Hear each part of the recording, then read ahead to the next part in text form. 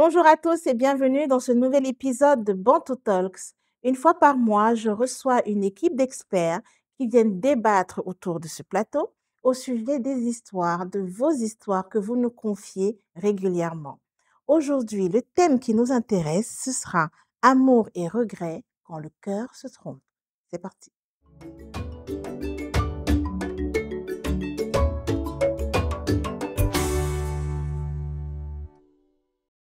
Bonjour à tous. Bonjour. Merci d'avoir accepté mon invitation. Déjà, je vois Monsieur Emmanuel Christian qui a répondu doucement. En fait, c'est le coach Love. C'est Mister Love du plateau. Donc, Docteur Love. Docteur Love. Tout se passe dans la sensualité de la voix. Aïe, Mhm, ça promet. mhm. Maman, c'est arrivé là-bas. C'est toujours là-bas. Hey, hey. En tout cas, bienvenue parmi nous. Merci. Merci d'avoir accepté mon invitation. Je vous en prie. Je vois le grand sourire du pasteur Franck juste à côté. Ouais, ça fait plaisir d'être à côté de quelqu'un qui distille l'amour. Ça fait plaisir. Merci, Qui interprète l'amour. voilà, qui interprète l'amour. Merci de me recevoir sur ce plateau. C'est un plaisir C'est partagé.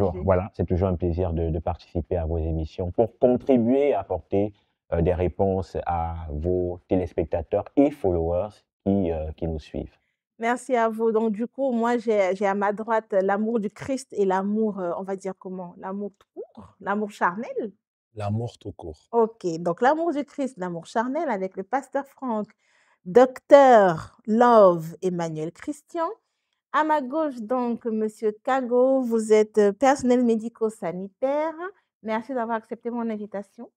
Merci, grâce, c'est toujours un plaisir renouvelé de recevoir votre invitation pour venir sur ce plateau et partager ce que nous pouvons ressentir Bien sur les sûr, problèmes des autres. bien sûr. Et les vôtres aussi, peut-être un jour, on ne sait jamais. Voilà, on ne sait jamais. On ne sait jamais, effectivement. Et je termine avec Monsieur Landry, qui est commerçant. Vous êtes un téléspectateur donc de Bantu Talks et vous avez souhaité participer à nos débats. Oui. Donc, j'espère qu'on entendra votre voix haut et fort. OK, on va le faire. En tout cas, merci d'avoir accepté mon invitation. Je vous en prie. On y va sans plus tarder avec le premier extrait. On a intitulé cette émission J'ai quitté ma femme car elle ne parvenait pas à enfanter, pardon. Aujourd'hui, je le regrette. On regarde et on revient juste après ça. J'ai rencontré Claire à l'université. Une jolie demoiselle, vraiment très dynamique. Elle était passionnée. C'est allé vite. Et puis, on s'est promis de se marier après obtention des diplômes. Tout allait très, très bien. Vraiment, ça allait. Les premières années, c'était. Je allais encore demander quoi à Dieu. Et un an est poussé après notre mariage. On s'est dit qu'on allait réaliser nos rêves depuis l'université, nos projets, parce qu'on avait des projets ensemble. Et puis, on avait des similitudes. On voulait agrandir la famille. Mais là, un mois déjà, 2 mois, 3 mois, Claire ne tombe pas enceinte. Ça commence à devenir inquiétant. Au bout de 2 mois, 3 mois. 2 mois, 3 mois. Je me suis dit peut-être qu'on sautait la période féconde. Mhm. Je ne comprenais pas. Donc, j'ai commencé à m'inquiéter. J'ai vu qu'elle aussi s'inquiétait déjà. Alors, on a fait le tour des spécialistes, c'est-à-dire qu'on allait voir tous ceux qui étaient dans le domaine. On est même allé voir les prêtres. Les gens, on s'est dit que c'est peut-être même une maladie mystique ou c'est spirituel. mystérieuse, spirituelle, quelque chose comme ça. Jusque-là, rien. Et ça a mené un peu d'instabilité dans le couple. Ça commençait à devenir. Nos échanges ont commencé à virer vers des discussions. Pourtant, on ne se disputait pas souvent. J'ai dû divorcer. Oh là là. J'ai dû divorcer. Il y avait déjà trop de pression dans la maison. C'était très lourd, même pour Claire. De mon côté aussi, je me suis dit, bon, il faut passer à autre chose, il faut avancer. Et donc, la maman, les parents m'ont présenté une fille de mon village. Parce que, soi-disant, la progéniture, la descendance, c'est primordial. Il faut absolument laisser son nom. Sinon, on n'a rien fait sur terre. Bon, voilà, je me suis marié, mais à mon grand regret, c'était une bonne femme de l'intérieur. Elle faisait tout ce qu'une femme pouvait faire dans la maison, mais il n'y avait pas ce truc-là qu'il y avait entre Claire et moi. Nous sommes donc de retour après cet extrait. Effectivement, notre invité nous raconte que sa femme ne parvenait pas à enfanter. Après 6 ans de mariage, elle n'a toujours pas pu avoir d'enfant. Et puis, ses parents lui ont amené une femme du village. Ils ont pris une femme au village disant que oui, mais ta femme là, depuis là, bon, elle est bien gentille, elle est bien mignonne, mais son ventre est vide, nous, on veut un enfant. Il a cédé à la pression et puis il a épousé la deuxième femme. Une fois qu'il épouse, il se rend compte que les sentiments n'y sont pas, il n'est pas épanoui et puis finalement, il divorce et il court toujours après sa première femme jusqu'à aujourd'hui. Est-ce que vous vouliez intervenir en premier, Monsieur Kago, peut-être? Merci vraiment. C'est un sujet vraiment qu'il ne faut pas prendre à la légère. Étant donné que accepter vivre avec une femme, c'est déjà accepter partager tout ce que tu fais, tout ce que tu vis avec cette personne. Après un certain nombre d'années avec ta femme, tu te rends compte que vous cherchez infatigablement l'enfant et que l'enfant n'arrive pas. Déjà, vous vous posez des questions. Qu'est-ce qui ne va pas? Est-ce que c'est moi qui suis au centre des problèmes? Est-ce que c'est ma femme? Déjà, si peut-être les deux ont cherché, ils ont trouvé que c'est la femme qui était le problème. Et il y a déjà le fait de chercher avec sa femme. Si les parents même décident de venir avec une femme du village, premièrement, tu ne sais pas si celle-là va aussi accoucher. Parce qu'on ne peut pas le dire au regard. Et les deux, si à jamais tu décides de même rester avec cette femme, il faut que tu acceptes ta première femme déjà. Si la deuxième femme n'accepte pas la polygamie, si parce qu'en prenant la deuxième femme, c'est pour avoir les enfants, parce que c'est la seule chose qui manque. Tu as aimé ta première femme, vous n'avez pas d'enfant, il faut seulement, ce qui doit venir compléter votre amour, c'est l'enfant. Du coup, moi, à sa place, j'aurais demandé à la deuxième femme si elle est d'accord pour la polygamie, à la première fois, si elle est d'accord pour la polygamie. Dans le cas contraire, je reste avec ma première femme. Pasteur Franck, vous vouliez réagir? Oui, bien sûr. Je veux dire que c'est une raison assez légère pour décider de divorcer. Vous trouvez ne Oui. pas avoir d'enfant? Je trouve qu'elle est légère, la raison. Je m'explique. Oui. Parce que il n'y a pas de problème sans solution. Alors, il faut qu'on aille chercher quelles sont les causes profondes. L'une des causes profondes peut trouver solution sur le plan médicinal. Ça veut dire que l'homme va faire des tests, la femme va également faire des tests. L'autre cause peut aller toucher le volet spirituel également. Donc, s'il faut revenir aux Saintes Écritures, vous allez lire la Bible de Genèse à Apocalypse. Il n'y a qu'une seule femme qui n'a pas eu d'enfant. Elle s'appelait Michal et c'était la femme du roi David. Pourquoi? Parce qu'elle avait osé se moquer de David lorsqu'il dansait, il exultait la gloire de Dieu. C'est la seule femme dans la Bible qui n'a pas eu d'enfant. Vous allez voir dans toute la Bible, on va parler de la femme stérile, mais qui après, par un miracle, a pu avoir de l'enfant. Et lorsque vous lisez le livre de Genèse, Dieu dit que allez multipliez-vous, remplissez la terre. Ça veut dire que c'est une instruction, c'est une ordonnance, c'est un décret de Dieu. Donc, en réalité, lorsqu'on est dans un mariage, un couple, et que la femme n'arrive pas à procréer, il faut se poser des bonnes questions.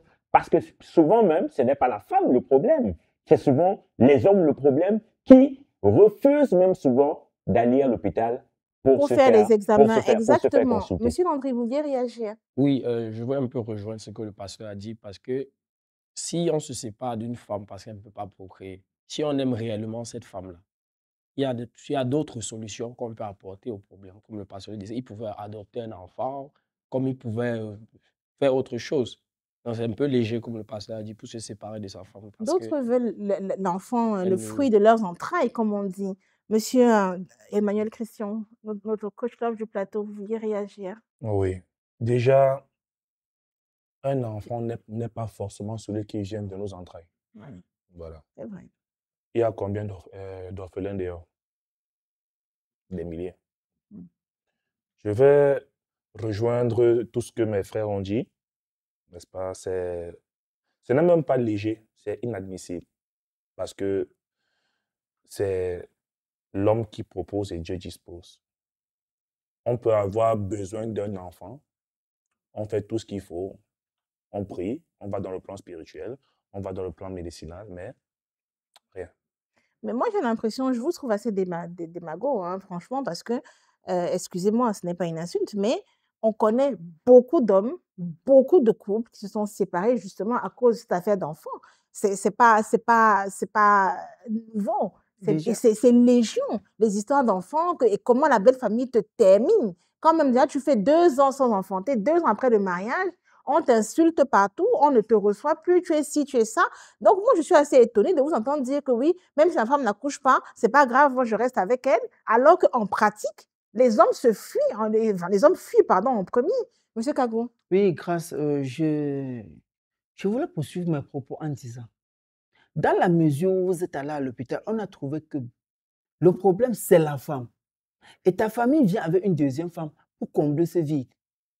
Tu dis, je reste avec vous deux. Si la femme qui n'enfante pas décide que non, je ne veux pas être... Nous, les Bantous, nous sommes Bantous. Nous avons besoin des enfants. Moi, là, je divorce de toi. Non, Mais il savait que... Mais il avait signé monogamie, en fait, avec sa première femme. Comment tu C'est pour voulais cette qu'il soit raison qu'il polygame? dit. Il avait signé, on n'a pas dit au départ qu'ils étaient mariés, qu'ils avaient signé un régime.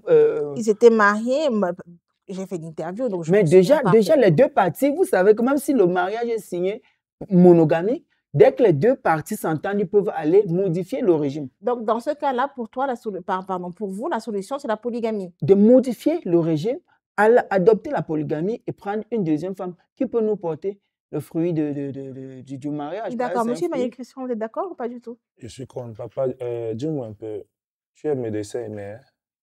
Comment ça me laisse? Non, quand tu dis que on peut quitter de la monogamie à la polygamie, C'est possible. c'est possible. C'est possible. Tu as les preuves. Oui. Ah bon? Va demander à la mairie. Mais demandez Les comment. deux parties. Tant Les que deux l'homme et la parties. femme acceptent que nous pouvons changer notre régime, ils se dirigent vers le maire et puis ils font tout.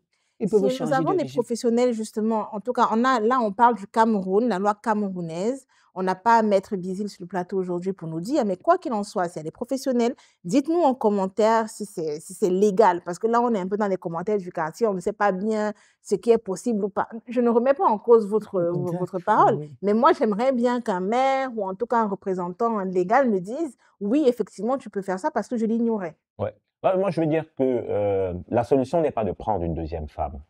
Si on reste sur le cas qui nous est présenté, le témoignage qui nous est apporté, elle a pris une deuxième femme, il n'a toujours pas eu d'enfant avec la deuxième femme. Et je vais vous dire, autant de femmes qu'il prendra, il divorcera. Parce que comme je l'ai dit, dès le départ, il a effectué un mauvais diagnostic. C'est-à-dire, ta femme n'enfante pas 1 an, 2 ans, 3 ans, c'est le divorce. Non, tu vas continuer à divorcer. Parce que ça peut même être lui, le véritable problème. Est-ce qu'il s'est remis en question? Est-ce qu'il est allé à l'hôpital pour voir, est-ce que c'est moi? Moi, je vous dis, à l'église, j'ai rencontré des couples comme ça qui sont venus me rencontrer. Tu vas donner le conseil, il vient, non, il faut prier. Oui, il faut prier. Mais est-ce que vous avez commencé à l'hôpital? Et j'ai remarqué, c'est une expérience, que les hommes sont parfois réticents à aller faire des tests à l'hôpital. Parce que dans notre société, le fait qu'un homme n'arrive pas, mais qu'il ait des problèmes de conception, c'est un peu comme si c'était un retardé de la société. C'est comme ça que notre société fonctionne, alors que c'est une maladie, comme toutes les autres. Donc nous devons inviter les hommes, autant que les femmes, à aller faire les tests. Ça, c'est le premier. Sauf que Pasteur Monsieur Franck, Landry, oui, on va laisser Monsieur Landry répondre et je reviens avec vous, s'il vous plaît. Dans cette histoire, moi, je ne comprends pas pourquoi l'homme est beaucoup plus mis en avant. Or, il y a cette femme-là qui a été victime, qui a souffert, Oui. comme vous étiez en train de le dire tout à l'heure, des injures de sa belle famille, du regard dans la société. Pourquoi on n'essaye pas Parce que c'est lui qui est venu témoigner. Moi, j'aurais bien voulu avoir son témoignage, effectivement, avoir son vécu, qui fait que malgré toutes les excuses de son mari, elle refuse de revenir vers lui. J'aurais bien aimé avoir son son de cloche. Monsieur Kagou. oui, sauf que Pasteur Franck n'a pas bien suivi l'extrait. OK. On a dit, avec la deuxième femme, il n'a délibérément pas voulu avoir d'enfant.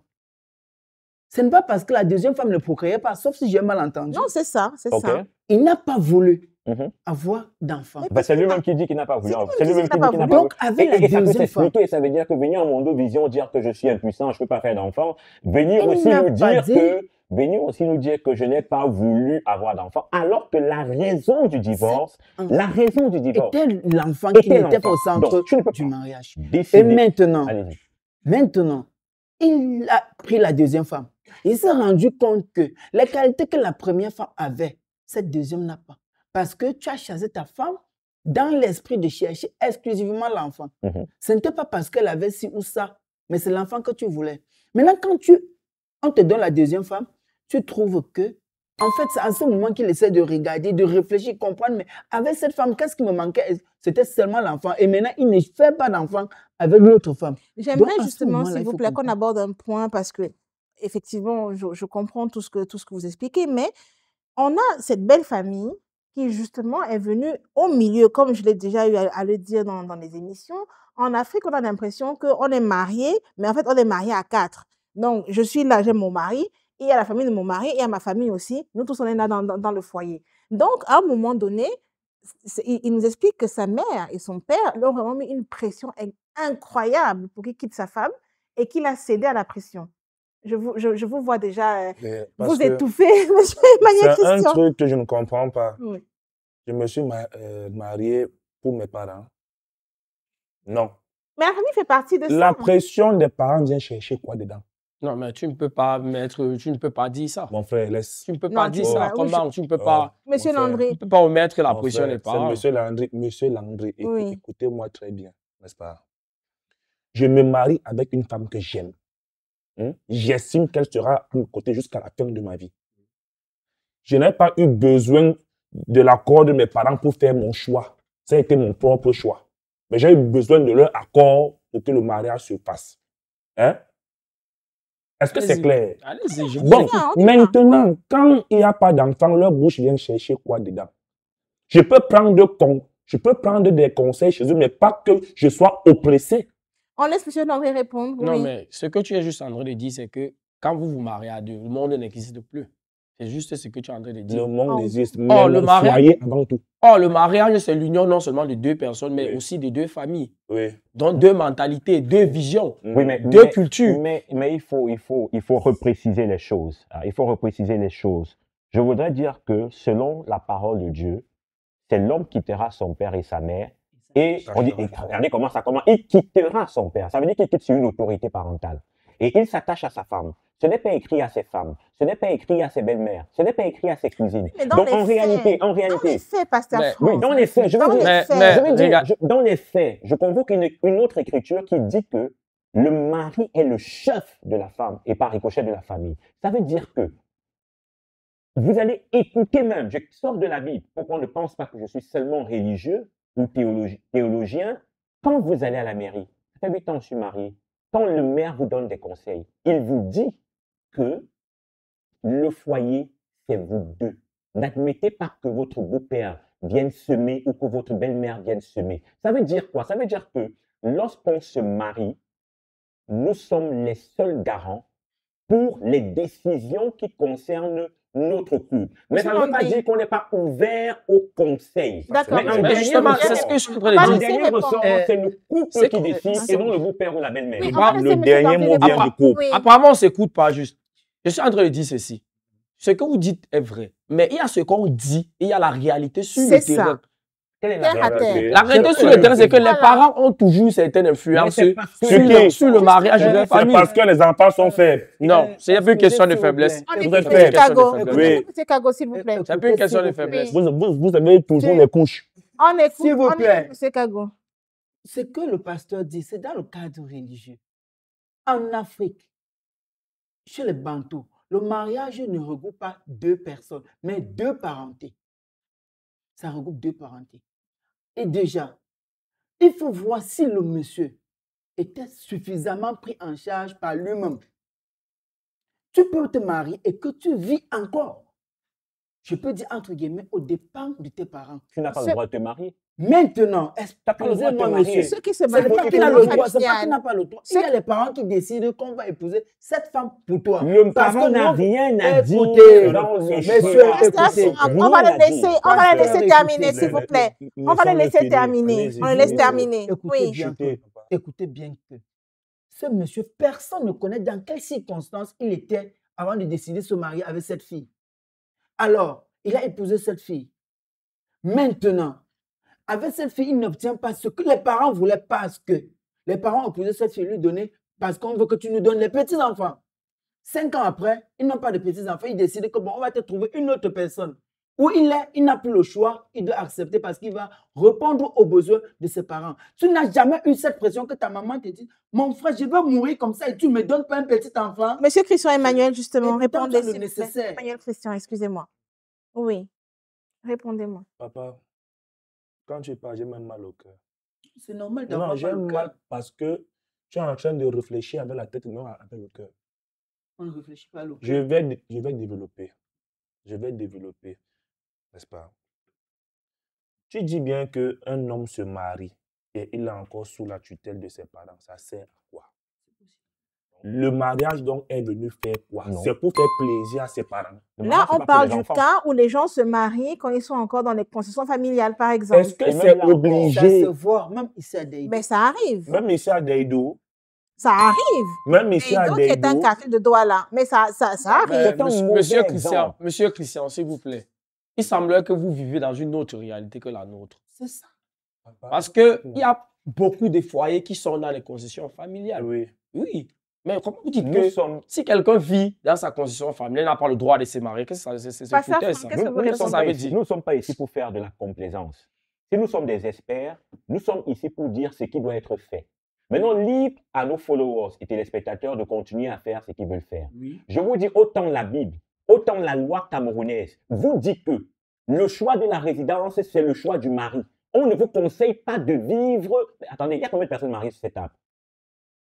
Est-ce que Levez ce la que je dis, ce que je dis, ce sont des conseils que le maire donne. Je ne veux pas me retrouver en train de discuter. Je vous dis C'est vrai. que c'est ça. Le maire vous dit, parce que j'ai parlé de la Bible, vous m'avez dit qu'on laisse. Je parle de la loi camerounaise. La loi camerounaise vous dit que c'est l'homme qui définit le choix de l'habitation. Oh. Et le maire vous conseille que lorsque vous êtes déjà marié là, vous n'êtes plus des enfants. Je vais reprendre le terme.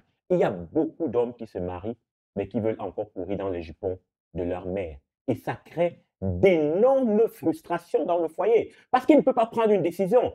C'est sa mère qui lui dit fais comme ça, fais comme ça. Non. Quand on se marie, on décide, on dit qu'on a grandi et qu'on est capable. Je chute avec quelque chose. Vous avez dit tout à l'heure que c'est une affaire de parenté. C'est un groupe de parenté, oui. C'est un groupe de parenté. Vous faites partie de la parenté de votre père, n'est-ce pas? Oui. Vous pouvez parler dans le mariage de votre père. Vous faites partie de sa parenté. Vous avez un mot dans le mariage de votre père?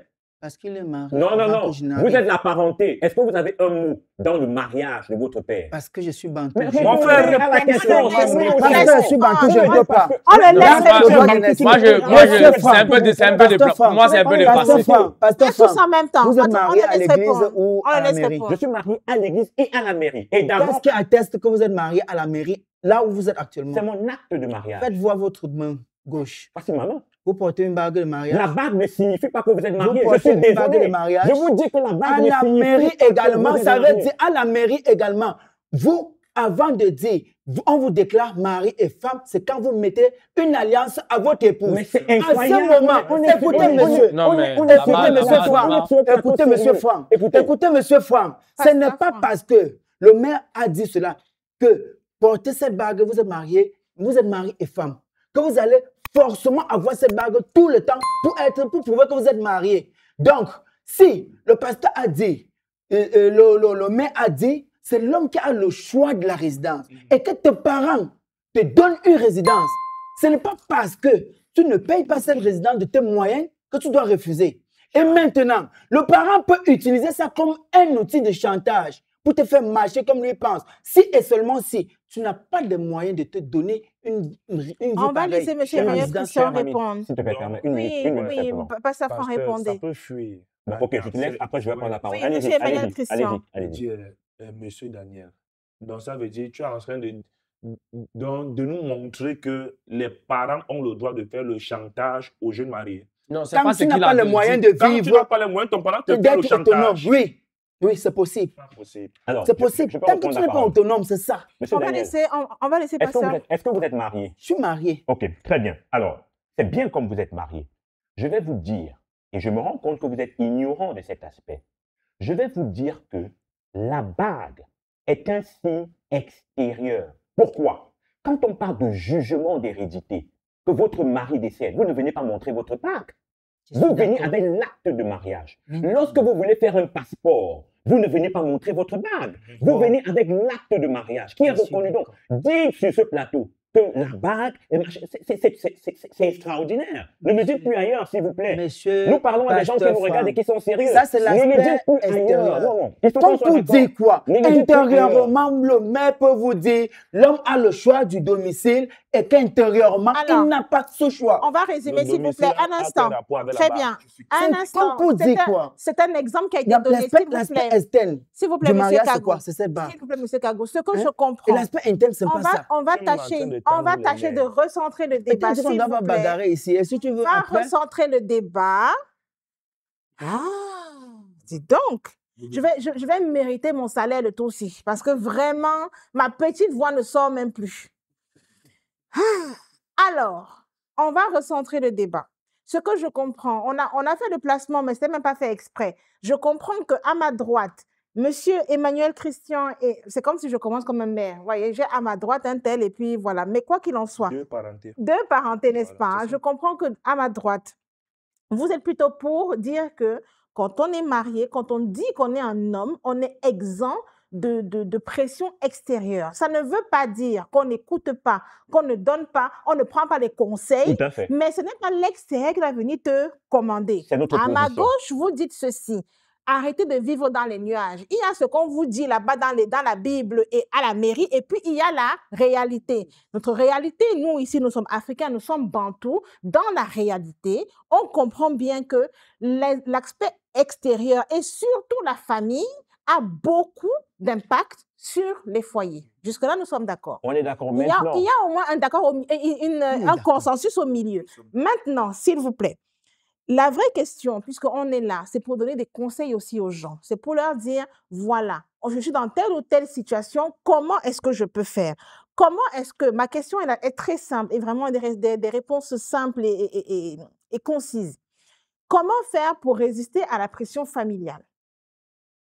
Comment faire pour résister à la pression familiale? Simple et concis. Monsieur Landry. Bon, mon point de vue, si on veut faire abstraction de la pression familiale, on doit d'abord avoir le même esprit, la femme et le mari, se partager la même vision des choses et s'accorder à chaque fois qu'il faut prendre une décision importante pour notre couple. Monsieur Emmanuel Christian, simple et concis, s'il vous plaît. Déjà, pour moi, pour faire abstraction, comme vous dites, c'est trop simple. Mhm. C'est même évident. L'homme quittera Son père et sa mère. pour, S'attacher à sa femme. ça veut dire que nous formons un. Donc, il n'y a même pas de sujet. Monsieur Kago. vous pouvez passer au pasteur, je reviens. Il souffre. Pasteur, je reviens. Je n'ai pas pu m'empêcher. On va passer On va à Franck couper la alors. partie sur les femmes. Ah non, non, pas du tout. Elle est très, très bien. Ok. Pasteur Franck. Alors, ce que je vais dire, la première chose, c'est qu'il faut partir de chez ses parents. Parce que quand vous vivez dans le domicile familial, papa et maman ont tendance à vous considérer toujours comme un enfant. Il faut partir. Quand vous êtes parti, avant de vous marier, il faut avoir un échange avec vos parents et leur faire comprendre que vous preniez une femme parce que vous avez déjà grandi, comme à leur époque, ils avaient également pris des femmes. Et que comme vous avez déjà grandi, vous avez la possibilité de gérer votre couple en leur disant que je ne suis pas fermé à vos conseils, mais en dernier ressort, dans mon foyer, parce que quand ça va chauffer, ce n'est pas le père que ça va chauffer ou la mère, c'est moi que ça va chauffer. Donc c'est moi. Et quand on se marie, c'est pour chuter. On dit souvent à l'Amérique qu'on se marie pour le meilleur et pour Le pire. le pire. Le meilleur et pour le pire, c'est entre deux personnes. Ça ne chauffe pas la belle-mère ou la belle-fille. Les parentés. Les parentés. Ça Les chauffe parentés. les deux. Chacun sait ce qu'il vit dans son foyer. Monsieur Kago, du coup, vous avez repris votre souffle. Oui, je suis là. Je pense que tout d'abord, Grâce, il faut savoir, peu importe les circonstances, il faut savoir dire non sans offenser. Mhm. Que tu sois dans le domicile parental ou pas, lorsqu'on te présente quelque chose qui vient s'interposer dans ton couple, parce qu'on dit entre l'écorce et l'arbre, il ne faut pas mettre le doigt. Quand ça vient déjà se mettre là, il faut savoir dire non sans offenser. Donc, ton papa peut t'amener une femme. Tu prends ton papa, tu le fais asseoir et tu lui dis, tu lui expliques des choses qu'il va lui-même comprendre. Et il va revenir sur sa décision. Et deuxièmement, pour éviter une pression, peu importe dans le milieu où tu te trouves, il faut être autonome. Tant que tu n'es pas autonome, tu auras la pression. Peu importe comme tu veux, tu auras cette pression. Merci à tous. Nous allons continuer le débat avec un deuxième extrait. L'épisode s'intitule « On m'a épousé par convenance car j'étais son deuxième choix ». À tout de suite. Après le mariage, tout allait bien. Au début, quelques jours après, j'ai commencé à avoir un changement. Et très souvent, il me parlait de son ex. Il me parlait de son ex. Bon, moi, je me disais que c'est tout à fait normal qu'il me parle de ses relations passées. Et quand il me parlait d'elle, c'était avec une certaine nostalgie. Donc, c'était genre, je suis seulement là comme ça, juste pour le satisfaire et voilà. Mon mari me parlait de son ex en longueur de journée. Oui, en longueur de journée. Je suis à la cuisine, je fais la cuisine. Non, quand elle était ici, elle faisait pas comme ça. Genre, il me comparait à elle. Et c'était frustrant. Comme ça, là, d'emblée, elle faisait comme ça. Elle faisait comme ça. Quand peut-être il mange, non, c'est pas comme ça qu'elle faisait la cuisine, c'est pas comme ça qu'elle préparait. Voilà, tu as rempli trop de sel. Nous sommes de retour donc avec le témoignage de notre invité. Vraiment, en tant que femme, je ne peux que compatir, hein, parce que vraiment être comparée comme ça à son ex, c'est-à-dire que moi, la partie qui m'a choquée, surtout quand même dans l'intimité, il appelle plutôt la fameuse Sarah, les amis la comparent, la famille la compare, bon, elle en a eu marre et puis elle est partie. Moi, j'aimerais commencer par M. Emmanuel Christian. Vraiment, moi, j'appelle ça des goûts d'inachevés, si je puis dire. Bon, déjà, c'est une histoire qui est compliquée. Compliquée pourquoi? Parce que l'homme a des séquelles de son ex. Et maintenant, la femme qui est présente est tout le temps comparée à son ex. Maintenant, le fait que la femme parte, c'est là où elle a tout gâté. Pourquoi? L'homme façonne la femme à son image. La femme façonne son homme à son image. Si réellement elle tenait à ce foyer, à ce couple, elle devait tout faire pour changer. Elle devait rester souffrir la comparaison. Pas Monsieur Landry. souffrir. Moi, Monsieur Landry. je suis pas d'accord avec ce qu'il vient de dire. Oui. L'homme façonne la femme à son image, mais il veut la façonner à une autre personne. Il ne veut pas donner une image à cette fille qu'il veut, mais il veut qu'elle ressemble plutôt à une autre personne. Donc, elle n'avait rien à faire là-bas dans la vie. L'homme façonne la femme à son image. Elle a même trop mis long avec ce monsieur. Elle n'a même pas dû commencer au Oui, départ. oui. Pasteur Franck. Oui, il faut se poser les bonnes questions, toujours faire aller chercher les causes profondes avant de s'engager avec ce monsieur. Est-ce qu'elle savait qu'il avait une certaine attirance encore pour son ex et elle s'est engagée parce que dans son quartier, toutes les filles se marient, alors il fallait aussi qu'elle fasse je suis mariée, je suis mariée. Est-ce que c'est ça? Si c'est ça, mauvaise analyse dès le départ. Apparemment, de mon souvenir de l'émission, elle, comment dirais-je, ils avaient l'habitude de parler de leurs ex. Déjà, ils parlaient de leurs ex et lui parlait particulièrement de son ex. Mais elle s'est juste dit, bon, il partage ses souvenirs comme ça, c'est anodin, quoi, Monsieur Kagou. Oui, je pense déjà que ce sont les erreurs qu'on ne doit pas commettre. Laquelle? D'être en couple avec une fille et vous parler de vos relations passées. Ah C'est ça, tout, papa. Premièrement, ça, Premièrement, quand tu sois avec une fille et tu parles de ta relation passée, c'est pour peut-être amener cette fille à se ranger un peu. Et déjà, quand on est dans un couple, tant qu'on tient déjà, parce que je ne dois pas vous mentir, l'homme doit aimer sa femme et la femme doit respecter son mari. L'homme doit aimer et la femme doit respecter. Du moment où tu es avec une femme qui ne fait pas ci ou ne fait pas ça, et que même par inadvertance, tu dis que mon ex faisait ci, c'est pour te mettre déjà au défi.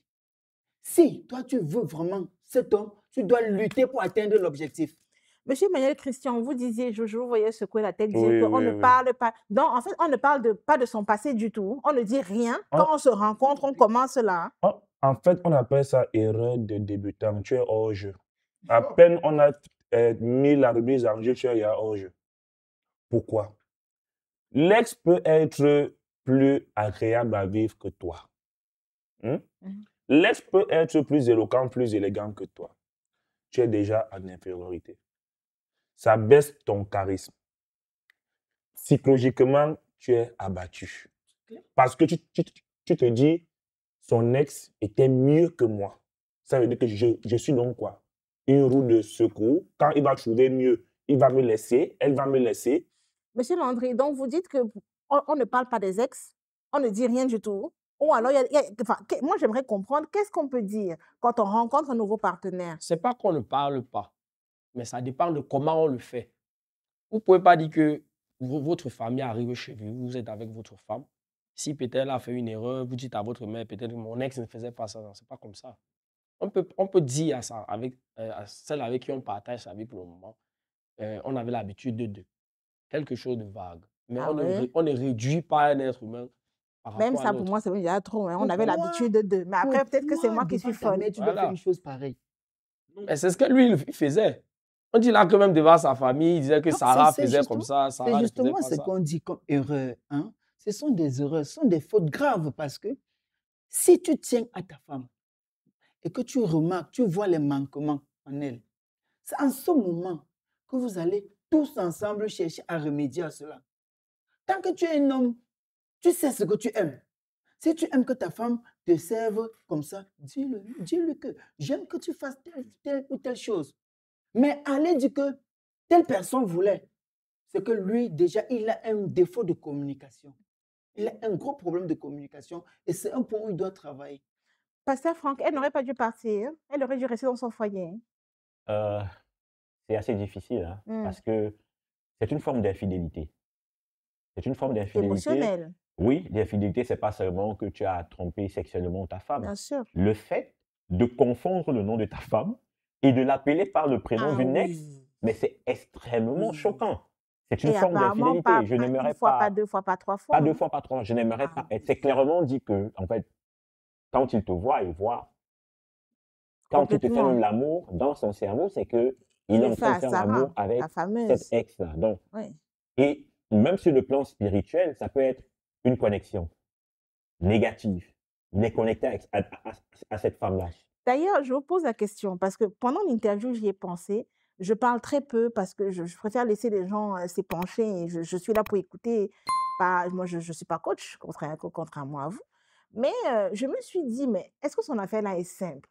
Parce que comment ça, tu étais avec quelqu'un, tu l'as quitté, mais quand je suis devant toi, c'est comme si tu vois seulement l'autre. Moi qui ne suis pas partisane vraiment de tout le temps mettre des esprits partout, mais là, pour le coup, vraiment, ça m'a traversé l'esprit. J'ai dit vraiment trouvé ça très louche. Le volet spirituel n'est pas exclu parce que lorsque deux personnes, déjà, je vais le dire, le rapport sexuel, c'est le seul moment où deux corps, permettez-moi l'expression, se pénètrent, où l'homme est entièrement dans la femme et la femme avec. Donc, dans cette connexion physique, mais aussi spirituelle, parce que le rapport sexuel n'est pas que physique. Il y a des émotions qui entrent en jeu, il y a le volet spirituel qui entre en jeu. Il y a un échange. Il y a un échange qui se passe. D'énergie. Et dans cet échange-là, une personne peut prendre la domination sur l'autre personne. À bout de terme, vous avez fini un rapport sexuel avec une copine, mais elle vous marque à vie, vous ne savez pas pourquoi, vous n'arrivez pas à aimer l'autre personne. C'est également possible sur le plan spirituel. Je voudrais dire quelque chose pour chuter en ce qui concerne les rapports. Est-ce qu'il faut parler de ses petites amies? Moi, je dis, l'homme et la femme, c'est une personne. Ce sont des amis, mais au-delà, c'est la même chair. Je vous prends un exemple. Moi, dernièrement, à la maison, ma femme a retrouvé les lettres de mes ex. D'ailleurs, qu'elle connaît. Parce que j'ai une cantine où, à l'université, j'avais tout mis, mes livres. Donc, dernièrement, elle faisait le rangement. Elle a trouvé une lettre et elle s'est mise à lire. Elle a appelé les enfants, venez voir ce qu'on lisait à votre papa. Moi aussi, je suis venu et on s'est mis à rigoler. Elle connaît la personne. On s'est mis à rigoler, la personne qui est aujourd'hui elle-même mariée. Donc, ça dépend de la complicité. À ce moment-là, on riait, on disait, ah, et moi également, je connais ses ex. Donc, ça dépend. Mais ce n'est pas dans le sens où, ah non, l'autre était comme ça, toi tu n'es pas comme ça. Non. Si c'est dans le sens d'une conversation conviviale où on peut rigoler, ça n'a pas de problème. Monsieur Emmanuel, vous voulez réagir? Oui, vraiment, Pasteur. Ce n'est pas la même chose. Tu m'as dit, tu es en train de dire ici là que tu avais une cantine où tu avais les lettres de tes ex. Non, pas les lettres. Je n'ai pas dit les lettres. Ça veut dire quoi? J'ai dit que Et c'est important de bien écouter. Oui. J'ai dit que j'avais une cantine Oui. où il y avait mes effets de l'université. Donc, ça veut dire ça fait Ça veut dire que des années. bien sûr, c'est une cantine Maintenant, qui est là, c'est une relation passée, certes, mais qui n'a pas mis long. Tu vois un peu, ça veut dire que les blessures sont encore profondes. fraîche. Ouais. Oui. Tu vois, Mhm. c'est tout ce que je voulais. Ok. Ouais. Et je pense qu'en réalité, une personne peut te marquer, vu ce que vous avez partagé. Et quand vous vous séparez, et ce qu'elle reste, et la nouvelle personne, tu veux, en fait, tout ton souhait, c'est que la nouvelle personne ait des traits un peu qui se rapprochent à l'ancienne À personne. l'ancienne. Parce qu'avec Alors, elle, j'étais moi, un peu je de dirais confort. que tant que tu as déjà décidé de te détacher d'une femme ou de vous séparer, fais les efforts de ne plus penser à ce que vous avez vécu. Sinon, elle va toujours se mettre devant toi. C'est Peu facile. importe la personne qui sera devant toi. C'est Justement. facile. Et c'est facile, c'est juste de mettre cette Frère, personne dans laisse. une zone d'ombre. Quelle Justement, zone on va d'ombre? continuer le débat. Tu as On un va peu le continuer. parapluie. Quelle zone d'ombre, On mon va frère? continuer C'est le compliqué, débat. c'est pas facile. C'est pas facile, c'est vrai. On va continuer le débat. Avec le prochain extrait, il s'agissait en fait d'un épisode qu'on a appelé « Ma femme ne m'a jamais aimé ». Je reviens avec la question suivante. Comment savoir justement qu'on est passé à autre chose? Comment savoir qu'on a digéré la relation et qu'on est prêt à entamer une autre relation et même éventuellement à se marier? On regarde l'extrait et on revient pour le débat. C'était lors d'un match de football, puisque j'étais footballeur à l'époque. Et là, je fais la rencontre de cette belle créature. Quand je l'ai aperçue pour la première fois, j'ai directement vu le prototype exact de la femme dont j'ai besoin dans ma vie. Et on a partagé des rêves et on a décidé de s'unir. Et là, au début, elle m'a tellement marqué avec des points positifs. Quand je rentrais du boulot le soir, elle m'accueillait à la porte. « Bébé, comment tu as passé la journée ?» Elle m'aidait à me déshabiller. Le repas était prêt, en fait, pour le confort d'une bonne vie en famille. À des moments de la vie, quand je sortais même pour aller au travail, je ne pensais qu'à elle. Jusqu'au jour où j'ai commencé à constater c'est un changement, c'est un manquement dans ses attitudes. Elle a commencé d'abord par devenir très désagréable envers ma famille, mes frères et sœurs qui venaient à la maison. Je suis resté jusqu'au jour où j'ai perdu mon papa. Et quand je lui ai fait part de ça, elle m'a dit qu'elle était malade, qu'elle ne pouvait pas se déplacer. Je dis, merde, comment une femme peut perdre son beau-père et prétend qu'elle est malade, elle ne peut pas se déplacer. Je suis resté perdu. J'ai même fait appel à certains de ses amis, poser des questions. Est-ce que votre copine vous a-t-elle quelque part énuméré qu'elle se sentait mal à l'aise avec moi? Ou je lui posais des actes qui ne lui plaisaient pas? Chose que je n'ai toujours pas trouvé d'élément de réponse. Alors, nous sommes de retour donc avec l'extrait « Ma femme ne m'a jamais aimé ». Le monsieur là, vraiment, on a seulement envie de lui dire « Ouais ». Je ne sais même pas ce qu'on a envie de dire « Oh ». Pendant toute l'interview, j'avais seulement envie de le consoler, de dire que « Ouais, mon frère, vraiment, je ne sais même pas quoi dire ». Parce que lui, sa démarche est de dire « Vous dites souvent que les hommes dérangent, mais c'est parce que les hommes ne parlent pas. Si les hommes venaient parler de ce qu'ils vivent au quotidien, je vois M. Landry déjà en train de secouer la tête à ce point. Hein? Non, c'est vrai, c'est vrai. On a tellement dit que la femme est le sexe faible qu'on oublie qu'il y a aussi des hommes qui sont maltraités dans leur foyer. Maltraités, Oui, ça oui, arrivait oui. là-bas. Ça, oui, ça existe. Comment Ça ça? existe. Ça existe, sérieux.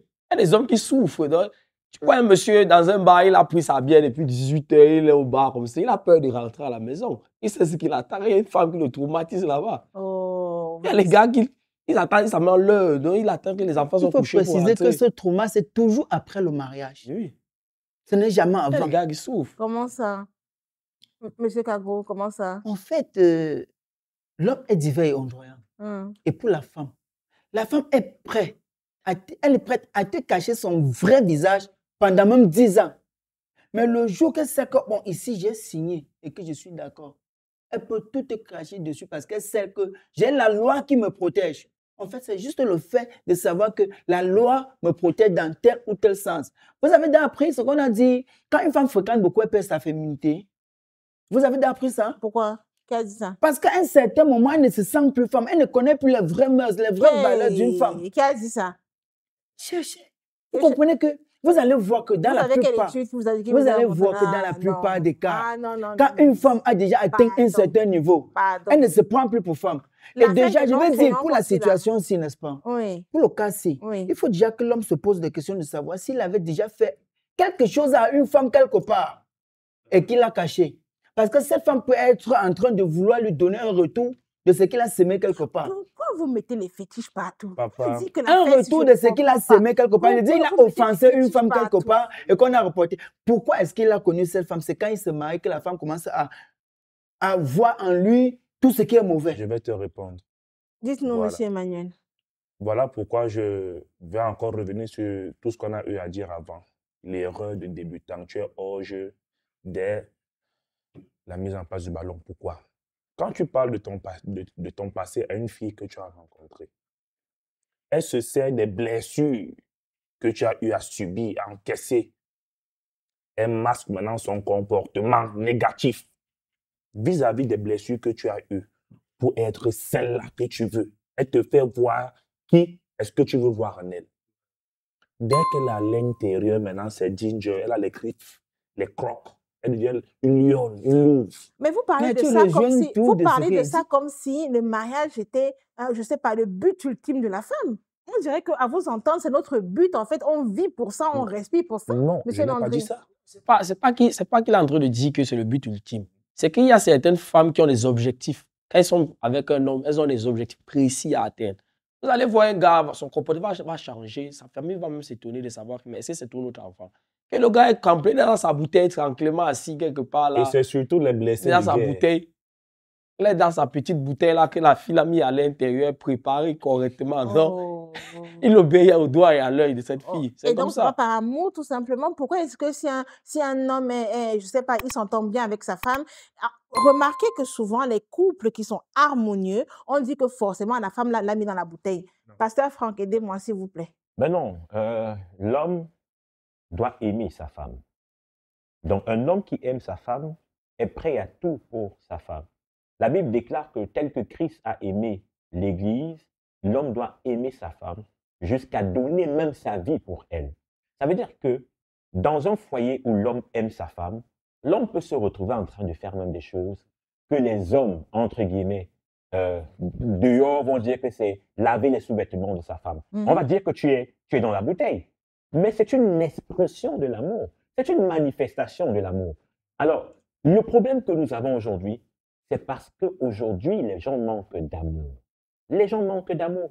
Et l'amour, c'est Jésus-Christ par excellence. Ce foyer, est-ce qu'il était chrétien? Quand je parle de chrétien, vous allez me dire certainement que mais oui, on voit des foyers chrétiens qui se divisent. Chrétien, ce n'est pas être religieux. Hein.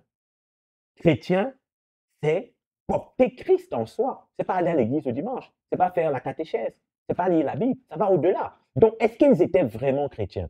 Parce que s'ils étaient vraiment chrétiens, la Bible dit dans le livre de Romains que l'amour supporte tout. L'amour est patient. L'amour rend service. L'amour n'est pas jaloux. Et la Bible va encore plus loin en disant que l'amour est déversé dans nos cœurs par le Saint-Esprit. Est-ce que cette personne avait le Saint-Esprit? Parce que lorsque on est en couple, dans tous les couples, il y a des problèmes. Dans tous les couples, il y a des difficultés. Dans tous les couples, il y a un moment où on a envie de divorcer. Ça arrive. Parce que nous sommes des humains, nous sommes faits de chair. Donc la chair se frotte, ça peut arriver.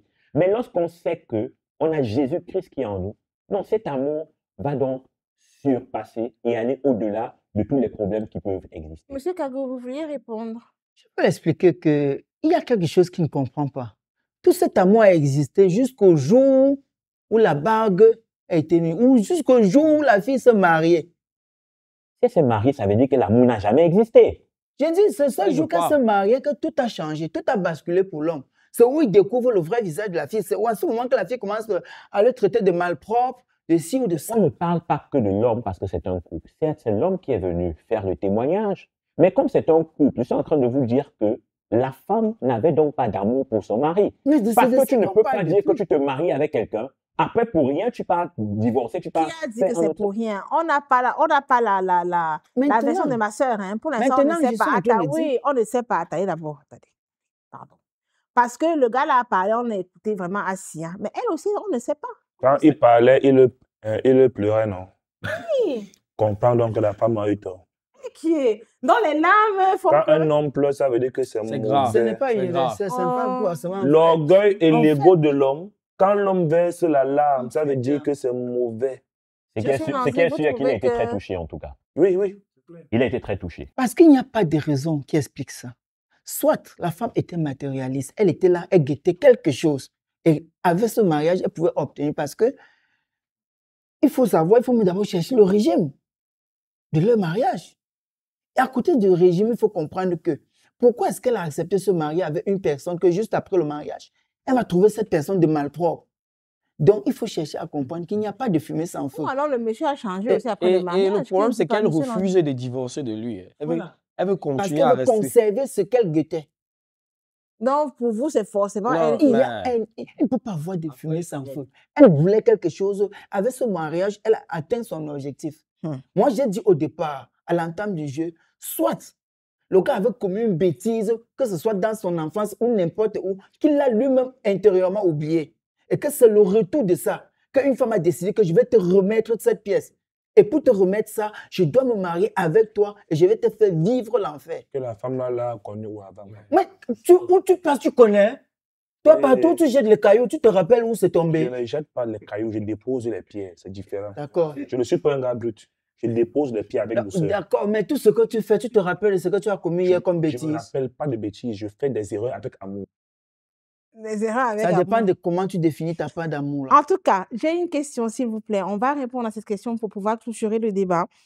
Comment savoir, justement, qu'on a avalé son macabo, comme on dit, au quartier? C'est-à-dire, on a rompu avec quelqu'un. Comment savoir qu'on a eu mal, d'accord, mais on est passé à autre chose et qu'on est prêt à avoir une nouvelle relation amoureuse? Monsieur Emmanuel Christian. Oui, déjà, quand tu n'as plus de flashback, quand tu es seul le soir, tu regardes un programme télé, tu dis que ouais, la fille ici, souvent on était ensemble, tu penses. Quand ça a traversé ton esprit, maintenant tu regardes seul, tu dis bon, il me faut une autre femme pour... Ça veut dire que tu as dit c'est le top. D'accord. Monsieur Landry. Pour moi, c'est quand on est capable de regarder la personne et puis avoir mal. Avec indifférence? Oui. Donc, pour vous, c'est l'indifférence? Oui. L'indifférence qui montre qu'on est passé à autre chose. Pasteur Franck. Je veux dire que pour les hommes, il y a ce qu'on appelle la conscience. Et la conscience, tu as été avec une femme, tu as décidé de te séparer, ta conscience te ramène encore là-bas, il faut comprendre que tu n'es pas prêt. Mais nous, les chrétiens, nous avons ce qu'on appelle le Saint-Esprit. Et le Saint-Esprit nous révèle les choses dans les profondeurs. C'est-à-dire, le Saint-Esprit peut te dire, cette affaire, elle est classée, il faut te lancer. Et dans ce qu'il faut même te lancer, te faire même des propositions en te disant, cette fille que tu vois, elle est bonne pour toi. Parce que nous sommes des êtres spirituels, au nom de Jésus. Amen. On a failli dire Amen ici. J'ai entendu des Amen là, quelque part. Je dis Amen. Moi, il n'a rien dit, pardon. Monsieur Kago. Je pense que pour être prêt, il faut être à mesure de te détacher des codes.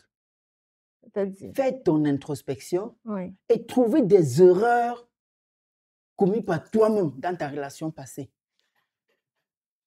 Pour dire, cette personne est partie vraiment parce que moi, j'ai été fautif ici, ici, ici et là. Si, dans ta tête, tu ne trouves pas quelque part où tu dis, ici, là, vraiment, c'était moi l'origine de cette séparation, tu ne dois jamais te remettre. Et quand tu trouves, même si c'est seulement 2 fautes, et que tu passes à l'oublier, ça veut dire, tu dis, je pardonne parce que moi, j'étais à l'origine.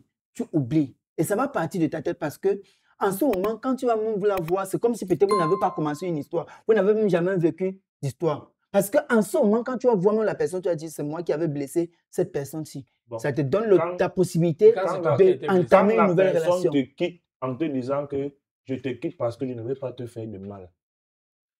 En ce moment, fais ton introspection, tu cherches On ne où veut tu pas as te faire de l'erreur. mal. Tu n'as rien fait. Elle fuit parce qu'elle Écoute, voit Il n'y a que... jamais c'est juste sa 100% parole d'erreur qu'elle en a dit. face. Il n'y a pas Ouais. de fumée sans feu. Papa. Moi, je te dis ceci. Tant que tu ne trouves pas d'erreur commise par toi-même, tu ne pourras jamais te détacher de ça. Mais trouve la possibilité d'être détaché de ce code. Dessus le pistache. Et ce D'accord. code-là, c'est que je suis fautif quelque part. Très bien. En tout cas, merci à vous tous d'avoir participé à ce débat. C'est toujours un plaisir de vous recevoir. Merci, c'était un plaisir d'être sur ce plateau aujourd'hui. Et j'espère que prochainement, je serai toujours là. Ah, mais pourquoi pas? Pourquoi Voilà. pas? Bien sûr, on a Hein, toujours... pasteur? Ben oui, c'est un plaisir de il y a t'avoir toujours sur beaucoup de le choses à plateau. dire. Il y a toujours beaucoup de choses à dire. Donc, on renouvelle les plateaux, on renouvelle les débats. Donc, on reviendra, comme d'habitude, une fois par mois sur Bantu Talks, les débats. À très vite.